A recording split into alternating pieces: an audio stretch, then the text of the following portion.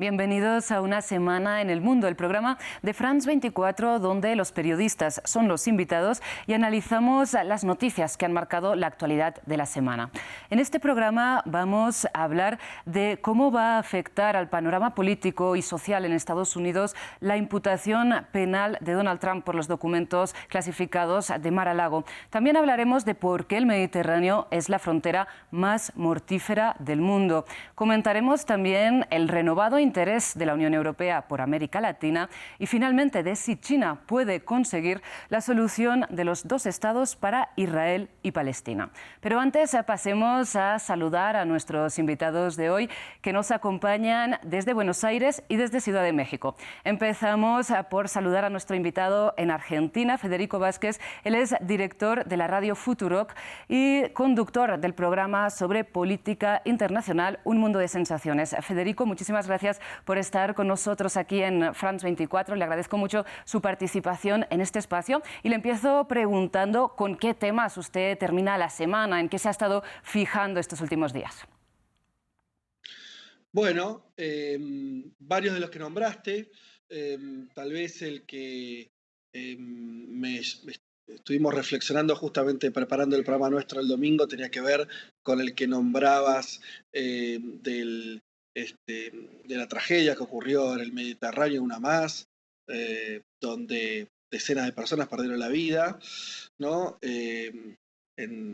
Antes de llegar a las costas griegas, y en ese sentido, bueno, es algo que ya lleva muchos años. Recuerdo las oleadas migratorias de hace una década atrás, también muy intensas en su momento en el Mediterráneo, conforme se comenzaba un momento de inestabilidad muy importante en algunos países de África, particularmente Libia, después ahí nomás Siria también, y siempre vemos creo que se aborda esa cuestión en términos periodísticos referido a cómo esos migrantes o refugiados más precisamente son tratados en los países a donde llegan o intentan llegar, ¿no? En este caso, en general, países europeos. Y poco se pone el pulso o la preocupación o los interrogantes sobre por qué algunos países siguen siendo lugares que expulsan a sus propios ciudadanos. Me parece que ahí está la cuestión y las preguntas y hasta te diría también las responsabilidades, ¿no? Sí. No porque esos países en general tengan responsabilidades, sino que a veces se generan situaciones de desestabilización política que después generan que la gente huya. Totalmente, ahora abordaremos esta cuestión, pero antes saludemos a nuestro invitado desde Ciudad de México, Andrés Pascoe. Él es periodista y director editorial de Cuestione.com. Andrés, muchísimas gracias por estar con nosotros en France 24. Le traslado la misma pregunta brevemente. ¿Con qué temas termina esta semana? Hola, Rosa. Primero que nada, un gusto estar con ustedes de nuevo. Un saludo a ti y a todo el auditorio y a mis colegas. Muchas gracias por la invitación. El tema en México en este momento es la sucesión presidencial. Claro. Lo que se ha comido todas las noticias es que pues, ya empezaron a renunciar los miembros del gabinete y demás funcionarios que buscan ganarse la candidatura de Morena, que es el partido gobernante, para ser candidatos a la presidencia el próximo año.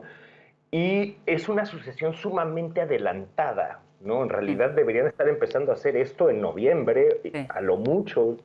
Y eso ha creado un gran desorden, pero además muchas dudas sobre la legalidad del asunto, porque aquí tenemos lo que llamamos las condenas por campañas adelantadas. Entonces claro, hay todo un debate legal y político sobre si esto es legítimo o están en realidad violando algunas leyes.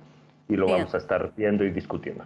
Exactamente, vamos a seguir este tema muy de cerca, pero ahora les propongo que empecemos por una cuestión también aquí en el continente americano. Empecemos en Estados Unidos, donde, recordemos, para contextualizar, el martes la justicia estadounidense imputó al expresidente Donald Trump de 7 delitos por haberse llevado, recordemos, documentos clasificados de la administración estadounidense cuando abandonó la Casa Blanca, documentos militares o de inteligencia que deberían haber haber pasado bajo custodia del Archivo Nacional y que, sin embargo, el FBI encontró en lugares tan inhóspitos como el baño de la residencia privada del exmandatario en Mar-a-Lago, en Florida. Recordemos, son 37 cargos los que pesan sobre el expresidente, 31 de ellos relacionados por la retención intencionada de información de defensa nacional, 3 por guardar y ocultar documentos a las investigaciones federales, 2 por falsedad y 1 por conspiración para obstruir a la justicia junto con uno de sus empleados, colaboradores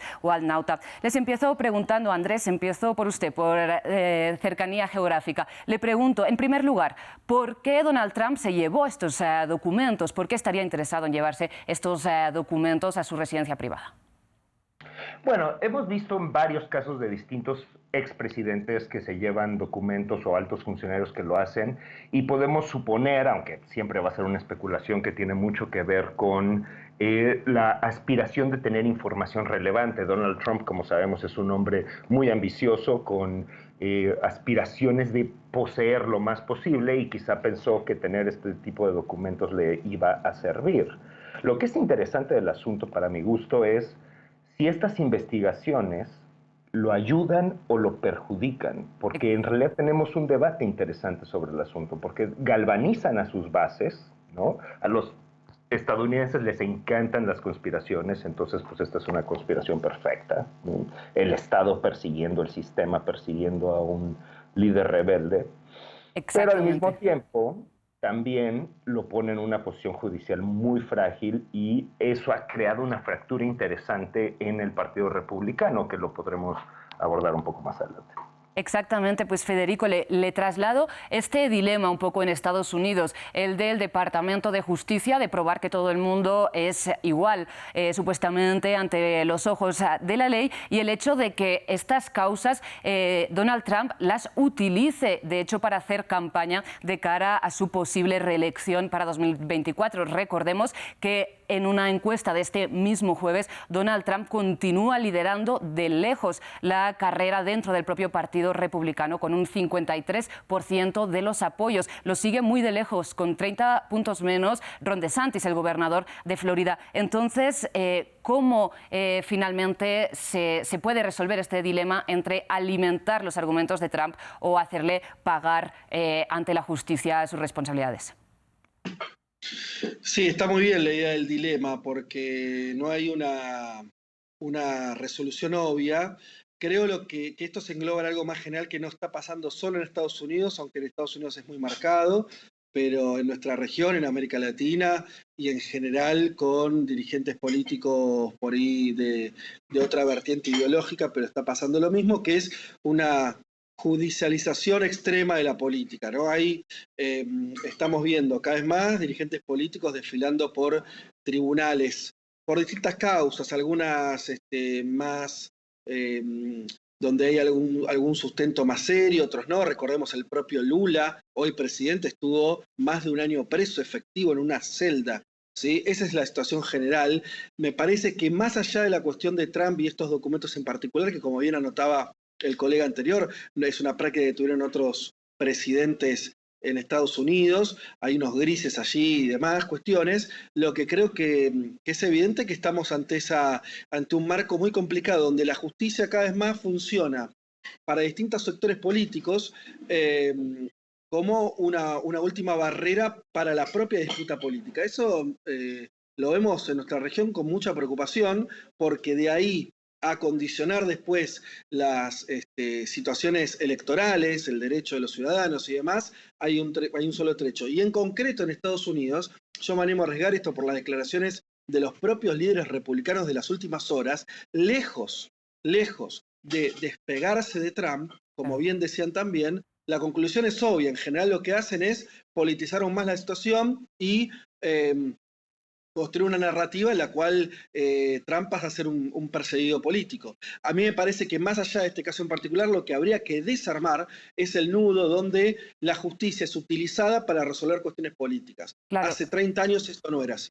Y Andrés, le pregunto, pero sin embargo, en el sumario que ha aportado la Fiscalía, las pruebas que se han aportado en este caso, consta una grabación, según una exclusiva adelantada por CNN, en que el propio expresidente, digamos, reconoce tener documentos clasificados militares, concretamente un plan de ataque a Irán. Le pregunto, con este tipo de pruebas tan evidentes, ¿cómo se puede defender judicialmente el exmandatario? Y si tiene sentido, un poco respondiendo a Federico, finalmente embarcar a Estados Unidos en este proceso en un momento de precampaña electoral. Trump está en un problema legal profundo.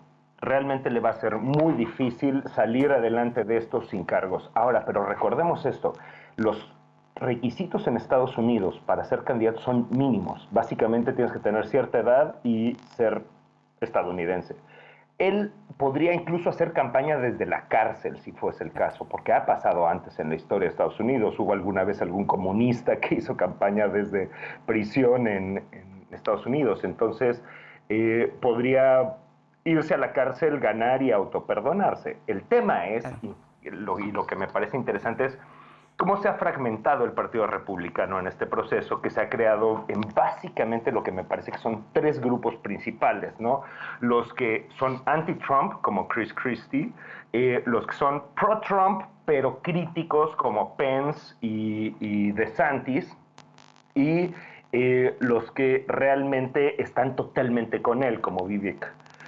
Y el asunto es, todos van a necesitar jalar a la base electoral de Trump, porque sin ella ninguno va a ganar. Entonces, ¿cómo compites contra Trump ganándote sus votos? Y ese es el desafío que van a estar enfrentando estos compañeros y compañeras candidatas. Pues para ir cerrando este bloque sobre la imputación a Donald Trump, Federico, terminó con usted y con un acontecimiento que también sucedió esta semana, y es que recordemos, el pasado lunes murió Silvio Berlusconi, ex primer ministro de Italia, y un personaje al que se le ha relacionado mucho con Donald Trump, ¿no? Se le ha llegado a llamar, como lo hizo Miguel Mora en el medio Contexto, el político que inventó el trumpismo. De hecho, le quiero pedir una reacción precisamente a un párrafo de este artículo que dice: hoy por fin Il Caimano descansa en paz, pero las ruinas culturales y políticas que dejó su dominio, sin embargo, se han extendido por el mundo y tardarán todavía un largo tiempo en ser reconstruidas. Le pregunto, ¿la presidencia de Trump también representa una decadencia cultural, una decadencia social en Estados Unidos? Bueno, por ahí es demasiado tiempo para eso. La presencia de Trump fue hace relativamente poco tiempo. Creo que sí, lo que decíamos antes, la democracia en Estados Unidos, pero no solo en Estados Unidos, las instituciones democráticas, para ser más precisos, están en una crisis de representación. Insisto con la idea de la judicialización, y traes a Berlusconi, y déjame decirte que coincido, ¿no? Berlusconi es como una especie de antecedente global de populismo de derecha y demás cuestiones que podemos señalar, pero sobre todo hay un dato que no dejaría pasar. El origen de Berlusconi, ¿cuál fue? Fue, además de ser poseedor de grandes medios de comunicación, que no es un detalle, es el antecedente donde Italia vivió una especie de judicialización muy fuerte de la política, de que terminó con la destrucción del sistema político, básicamente los grandes partidos italianos del siglo XX, subsumidos en corrupción y demás, pero sobre todo con una agenda judicial del Mani Puliti, ¿se acuerdan ustedes? Que decía, vamos a barrer con los malos políticos y vendrá una nueva generación que alumbre, ¿no?, una república. ¿Quién vino? Berlusconi, en el caso de Italia. Entonces, fíjate de qué manera el punto que hacía yo antes, que parecía medio por ahí abstracto, de que resolver las cuestiones de la política a través de la justicia es un problema importante. El antecedente de Berlusconi es ese nido de serpiente, porque Berlusconi surge y después gobernó, sobre todo en los años 90, casi sin oposición, fue el líder italiano hegemónico durante mucho tiempo, exacto, pero a base de la destrucción de las instituciones políticas italianas que habían durado 60 años, de la Segunda Guerra Mundial. Entonces, tendría mucho cuidado, estudiaría ese caso, cuando fue la prisión de Lula en Brasil se habló mucho del antecedente del money politics, esto es un juez diciendo voy a limpiar, ¿no?, a los políticos que roban, para decirlo simplemente. Y eso desencadena después unas dinámicas políticas que son muy difíciles de frenar y que en general los beneficiarios terminan siendo liderazgos que están por fuera de los marcos de los partidos políticos, de las instituciones. Me parece que con Trump empezamos también a ver eso en Estados Unidos, y me parece que está bien linkear, ¿no?, lo que traes vos en relación al fallecimiento del líder italiano. Pues Federico, gracias por esta conclusión a este bloque. Sin duda es un tema que no se termina aquí y ahora, pero les propongo pasar a otra cuestión que sin duda también ha marcado la actualidad de la semana, y nos quedamos en Europa, en concreto frente a las costas de Grecia, donde, recordemos, este miércoles naufragó una embarcación en la que han muerto decenas de personas. Por el momento hay la confirmación de 78 fallecidos y de más de 100 personas rescatadas con vida. Sin embargo, persisten centenares de desaparecidos todavía a esta hora en el mar Mediterráneo. Esto según la Organización Internacional para las Migraciones, que señala que en esa embarcación que naufragó podrían haber hasta 700 personas a bordo. Por lo tanto, estaríamos hablando de uno de los episodios más mortíferos de los últimos tiempos en el Mediterráneo, que de por sí es la frontera más mortífera del mundo. Recordemos otra vez, según la Organización Internacional para las Migraciones, 27.000 personas han muerto desde 2014 en este mar que, recordemos, une Europa, Asia y África. Y para abordar esta cuestión tenemos la suerte de contar aquí en el estudio con una de nuestras jefas de edición y también la directora y presentadora del programa Migrantes de esta casa de France 24, Juliette Riaño. Muchísimas gracias por estar con nosotros. Gracias a ti por la invitación, Rosa. Juliette, le pregunto entonces, para que nos ayude a contextualizar, ¿por qué el Mediterráneo es la frontera más mortífera de Europa? Bueno, pues... De Europa, no, del mundo, perdón. Del mundo, sí. Bueno, para entenderlo tenemos que ver también las cifras, ¿no?, que tú acabas de decir. Casi 27.000 migrantes han muerto en esta ruta migratoria desde el 2014, cuando la Organización Internacional para las Migraciones empezó a hacer este conteo. ¿Y por qué pasa esto y por qué es una de las rutas más peligrosas? Pues veamos quiénes son las personas que están migrando por esta ruta. Son personas que están huyendo de persecuciones, de conflictos, de guerras en países de África, de Asia, de Medio Oriente también, y que ya en algunos momentos han tratado de viajar por las vías legales y entrar a esas fronteras europeas por las vías legales, pero no han recibido pues el visto bueno de Europa. Entonces, ¿cómo lo hacen? Además, lo hacen en unos botes que son botes incluso inflables, botes de goma, en los que ni siquiera tienen las garantías ni la seguridad en las que van a poder llegar hacia destino en buenas condiciones, con seguridad. ¿Y cómo? Pues solamente teniendo unos chalecos salvavidas, que además es lo único que les garantiza pues que van a llegar bien a su destino. Pero además estamos hablando de una frontera en la que se judicializa la labor de las organizaciones de ayuda. Porque, por ejemplo, recordemos lo que pasa con Italia. Italia permite puerto a las organizaciones de ayuda, pero las condiciona. Entonces, las organizaciones de ayuda pueden salir a navegar, a rescatar a los migrantes que están a la deriva, pero no les garantiza, pero solamente tienen que ir al puerto que les están dando y no pueden regresar o no pueden recoger a otras personas que encuentren por el camino. Entonces allí también estamos viendo un poco la judicialización que están teniendo estas organizaciones de ayuda, que no permite tampoco el rescate en esta frontera, en la más mortífera para los migrantes en el mundo.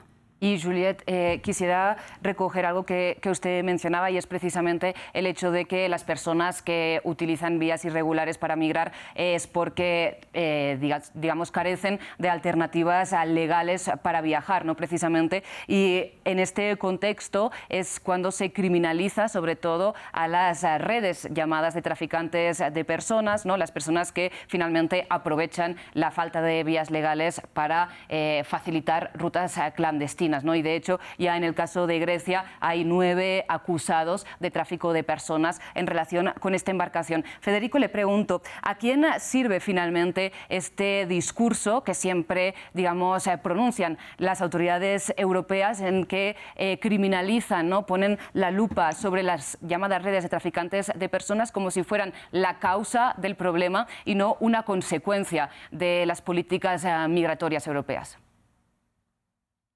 Sí, totalmente. Bueno, ahí creo que en general hay todo un discurso o el acercamiento a la cuestión de los migrantes, que en el caso de lo que estamos contando en el Mediterráneo es particularmente dolorosa. Bueno, la noticia que estamos reseñando es terrible. Insisto en que esto viene de hace años. Ustedes recuerdan, hubo otras, pero hace unos 10 años hubo una ola muy importante también, con muchos fallecidos durante semanas en las costas europeas. Me parece que el abordaje siempre se queda insisto, en cómo se reciben o no a los migrantes, lo que vos hablabas de quienes se benefician de este negocio, porque además es un negocio, por supuesto, que tiene intermediarios. Nosotros en América Latina también conocemos de esto, todo lo que tiene que ver con la migración por Centroamérica, México, para llegar a Estados Unidos, y todo eso existe y es real. Ahora, nunca se pone el foco en la responsabilidad, que me parece que es más obvia, de por qué la gente se va de esos países, porque la gente huye. No es que ni siquiera es una migración para acceder a una vida mejor, sino que están huyendo de situaciones desesperantes porque viven en países que están arruinados, ¿no? En el caso de Libia, que se entiende de dónde salió este barco, creo que está confirmada ya esa información, por lo menos estaba como hipótesis muy fuerte, que había salido de Libia. Bueno, Libia sabemos, es un país que hace 10 años después fue bombardeado, se asesinó al presidente en ese momento. Libia había un caos. Lo que no veo es de parte de, por ejemplo, Europa, como un proyecto de estabilización de Libia. Lo mismo podríamos decir en el caso sirio, ¿no? ¿Dónde están los proyectos proyectos económicos de ayuda a los gobiernos de esos lugares para que sus ciudadanos no emigren? La verdad que si solamente el problema va a empezar a ser cuando esas personas viajan y que los estados europeos, en este caso, los reciban o tomen medidas más o menos humanitarias, me parece que es quedarse muy en la superficie, cuando el problema real es que millones de personas están yendo de sus países sin querer irse. Se van porque son países destruidos. Esas destrucciones tienen responsabilidades políticas, ¿no? Insisto, Libia fue bombardeada, fue desquiciada, no tiene prácticamente gobierno. Bueno, es una situación desmadrada. Ahora, no vemos ahí una agenda política de los gobiernos muy poderosos, sobre todo europeos, porque están cerca de ese país, me refiero, y jugaron en la crisis libia una intención de ver cómo ayudan a que se desarrolle Libia para que la gente deje de irse. Si no, es un mal que más o menos humanitariamente se va a seguir arrastrando durante años. Y Juliet, aprovechando que Federico hacía este paralelismo con el continente americano, también con la situación de la migración aquí, le pregunto, ¿cuál es, digamos, la similitud o las diferencias a la hora de gestionar la migración en la Unión Europea y en Estados Unidos con México, ¿no? Dos fronteras que separan el norte del sur global. Bueno, aquí vemos un gran parecido y es el tema de la externalización de las fronteras. Entonces vemos que ambas regiones, tanto Estados Unidos como Europa, usan a terceros países para mantenerlos allí, como hace la Unión Europea con Turquía, por ejemplo, que a cambio de miles de millones de euros tienen un acuerdo y Turquía sirve como una especie de muro de contención para evitar el paso de los migrantes y refugiados hacia Europa. Eso por un lado. Por otro lado, vemos el caso de Estados Unidos, que también usa a terceros países seguros, que son países en Centroamérica, básicamente, a los que Estados Unidos retorna o regresa a los migrantes y refugiados que necesitan protección hacia esos países para que esperen allí, en unos países que no son ni siquiera del que salieron, ni al que quieren ir, en un país que no sabemos si es seguro para ellos tampoco, que esperen unas respuestas a sus solicitudes de refugio. Entonces, al final, como que los países del norte global no están atendiendo las causas reales de la migración, de por qué estas personas tienen que salir de sus hogares por causas de conflictos o guerras o otros temas o violaciones a los derechos humanos. Y ese es el punto, que no atienden realmente las causas, sino que están cuidando sus fronteras y bloqueando sus fronteras sin atender las causas de la migración. Y Andrés, le pregunto desde México, usted tiene esta cuestión de la gestión política de la migración por parte de Estados Unidos, ahí digamos en su propia casa. ¿Cómo lo ve? ¿Qué similitudes, qué diferencias ve entre la Unión Europea y Asia y África o Estados Unidos respecto a América Latina? Para nosotros ha sido muy conmovedor el caso de este naufragio porque es algo que vemos todo el tiempo.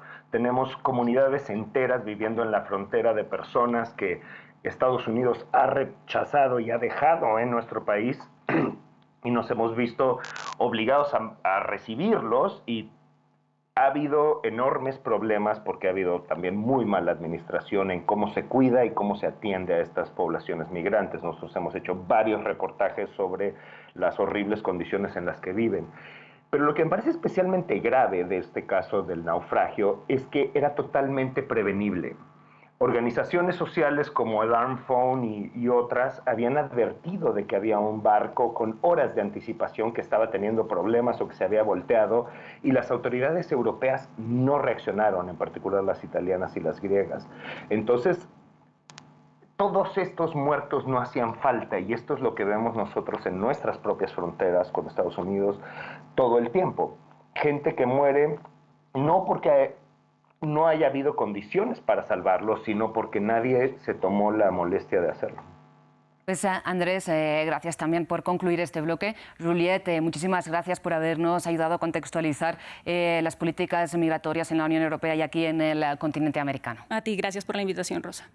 Y a ustedes les ofrezco la posibilidad de seguir con nosotros con otra cuestión también que hace referencia a la América Latina, y es el renovado interés de la Unión Europea por esta región. Un interés que ilustró la presidenta de la Comisión Europea, Ursula von der Leyen, con una gira por Brasil, Chile, Argentina y México. Y en la agenda de la mandataria estaba, entre otras cuestiones, la ratificación o la renovación de distintos acuerdos comerciales con la Unión Europea y el Mercosur, o también Unión Europea, México, Unión Europea, Chile. Le empiezo preguntando a usted, Andrés, ¿cómo ven desde México este interés, este acercamiento de la Unión Europea en estos momentos?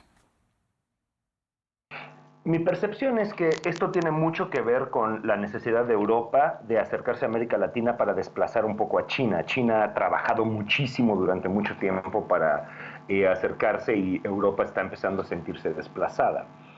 En México ha sido muy bienvenido, pero pues nuestro socio comercial es Estados Unidos y va a ser nuestro socio comercial eterno y más importante siempre. Entonces, pues con Europa podemos trabajar algunas cosas, pero realmente nunca va a ser especialmente prioritario. Ha sido más interesante lo que ha pasado con Brasil y Argentina, que han tenido profundas diferencias en los acuerdos que hacen, y de lo que veo es que Europa está teniendo dificultades para atender el tema de las asimetrías económicas que hay, porque hacen una serie de exigencias que pues, quizá le podrían hacer a otros países europeos, pero pues, para países como Brasil o Argentina, decirles que tienen que tener determinados controles o determinadas reglas de producción, y sobre todo los temas ecoambientales que son tan importantes, pero son tan difíciles y económicamente complejos para América Latina, pues han creado roces importantes. Pero a mí me parece que es muy importante, sobre todo con las nuevas tecnologías y el ascenso del litio y etcétera, yo creo que puede ser profundamente beneficioso para ambos continentes. Nomás espero que se logre hacer desde una perspectiva equitativa y justa. Precisamente le pregunto, Federico, desde Argentina, ¿cómo ven el acercamiento de la Unión Europea como algo que pueda ser beneficioso para la región y en particular para su país? ¿Y en qué medida ven que esto sea una especie de contraataque a la influencia que gana China, no solo en Argentina, sino en toda América Latina? Empezaría diciendo que, como el colega lo refería respecto a México con Estados Unidos, en términos de relaciones comerciales, tanto para Brasil como para Argentina, en los últimos años claramente el socio comercial más importante fue China, y es algo que sigue ese rumbo, a partir de la fuerza del comercio. No por ninguna otra cuestión. Básicamente es quien más compra los productos que más exportan en estos dos países.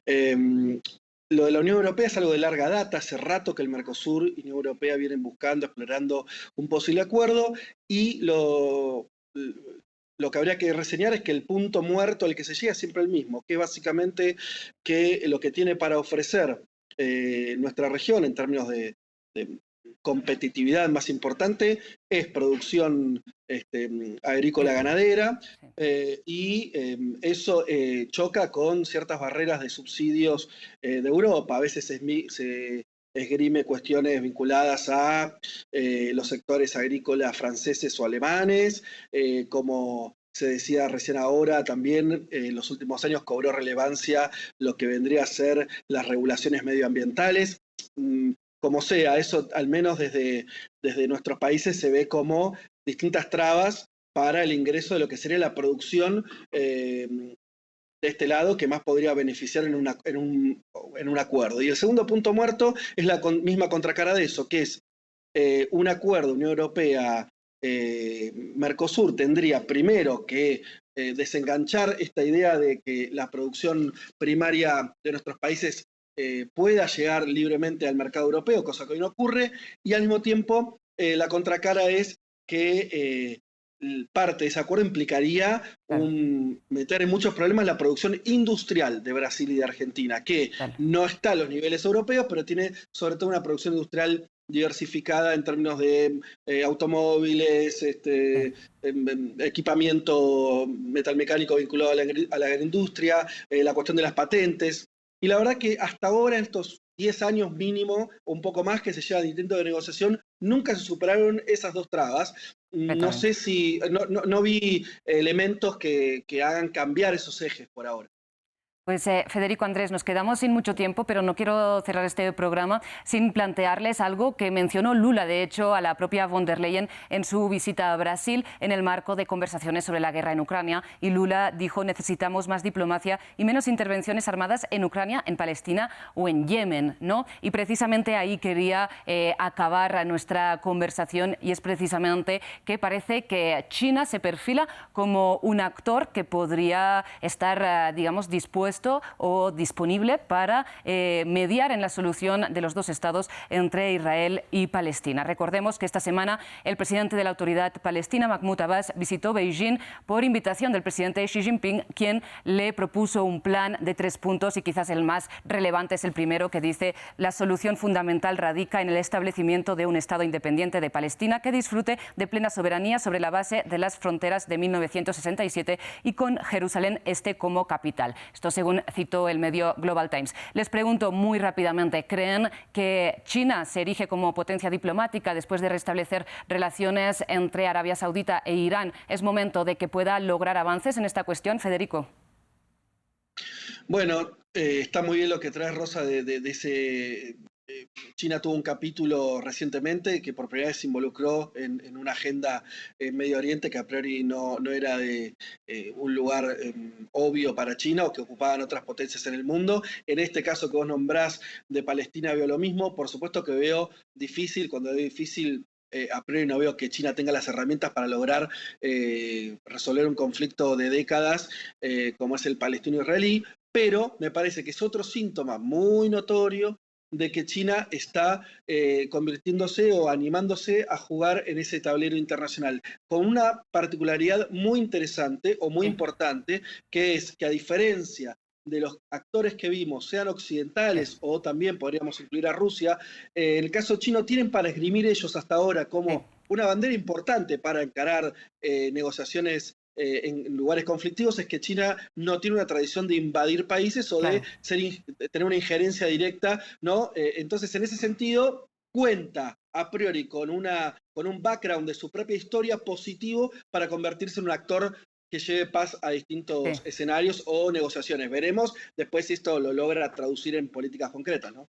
Pues Federico, Andrés, lamentablemente se nos acaba el tiempo para abordar esta cuestión tan amplia, pero muchísimas gracias a los dos por haber estado con nosotros aquí en France 24 en una semana en el mundo. Y a ustedes, recuerden, pueden ampliar y toda esta y más información en France 24 y france24.com.